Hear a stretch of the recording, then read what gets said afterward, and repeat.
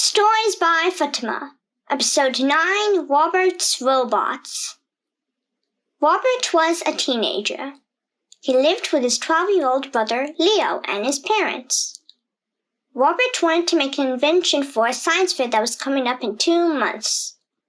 There's going to be a competition where they present and talk about their invention. He had been preparing for the competition. He had saved up enough money to buy all the equipment he needed for the invention. He got to work on making it. "Robert, what are you doing?" asked Leo.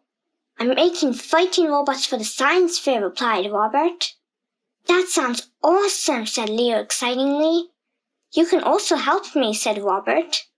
"Okay," said Leo. Leo started to help Robert with making the robots. They first started off by doing the programming for the robot so they could code out what they wanted the robot to do. Leo didn't know much programming, but he watched Robert so he could learn from him. Leo started working on the eyes of the robot because Robert wanted them to glow. Leo used small LED light bulbs to use as the glowing eyes. "Good idea," said Robert. "Thanks," said Leo. It was nighttime and Robert and Leo were really sleepy. "Leo, you should take a rest from all the hard work," said Robert. Leo was already asleep. Robert carried Leo to his bed and tucked him in. But Robert had to work day and night if he was going to finish the fighting robots by 2 months. He finished most of the programming 2 weeks later, so he began making the body and head of the robot. He used the things he had bought earlier to make the body. "So, Robert, what cool features will the robots have?" asked Leo. "I was thinking of adding a feature where it can switch between different kinds of fightings," replied Robert. It had all together been a month, and they had finished making one of the robots, and they needed another month to make another robot as an opponent. "We can use the same code for the second robot, but this time let's make a yellow robot to contrast with the other blue robot," said Robert to Leo. "Can we turn on this robot to test it out?" asked Leo. "All right, press the on button," replied Robert. The robot turned on and it had the glowing eyes they had added, and they were really bright. "Wow, so cool!" shouted Leo. "We did a good job," said Robert. "But wait, when does it start to fight?" asked Leo. "It fights if someone or something looks like it's going to hurt it," replied Robert. Robert went close to it to turn it off, but the robot didn't let him. Instead, it pushed Robert right across the room. Leo went to go see if Robert was okay. "Are you all right?" asked Leo. The robot smashed the door open and started to run out. The robot was going to get away. "Oh no, I didn't think this would happen," shouted Robert.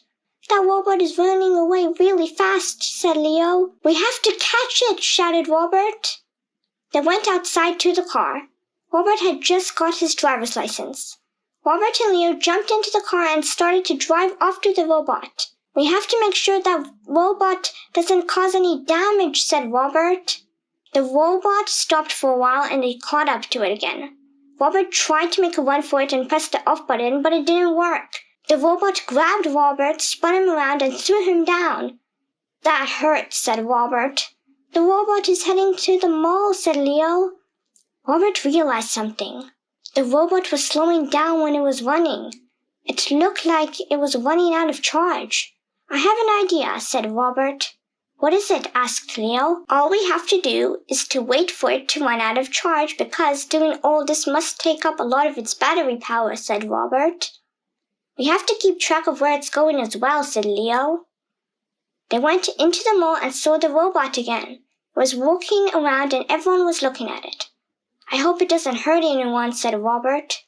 Robert, what about that kid over there?" said Leo. The little boy thought it was a large action figure, so he started to run to the robot. The parents were looking away. "Oh no," said Robert. Robert quickly ran, picked up the kid, and got away from the robot. The robot nearly kicked the kid. He brought the little boy to his parents. "We'll make sure to keep a better eye on him," said the little boy's father. When Robert looked back, the robot was gone. "Where did the robot go?" said Leo. "I saw it run into the toy section," said the little boy. Robert and Leo quickly ran into the toy section. They looked around a bit and they saw the robot. It was just standing there and it had ran out of charge. Yes, finally! Now let's bring this thing back home, said Robert. They carried the robot to the car and drove back home. They reprogrammed it in a way so that it only attacks if it is attacked by its robot opponent. Robert and Leo even made it so it can protect innocent people who are being attacked. They made the opponent a robot as well. It had been 2 months and the robots were ready for the science fair. Robert and Leo got dressed and they prepared to talk about the robots at the science fair. Their parents were coming to watch them. Robert and Leo presented their fighting robots and everyone was interested in them. They talked about how they could be entertaining and how they could protect people if programmed to do so. Robert and Leo won the competition and they were awarded a gold trophy. Their parents were very proud of them. Robert and Leo were also proud of themselves and each other.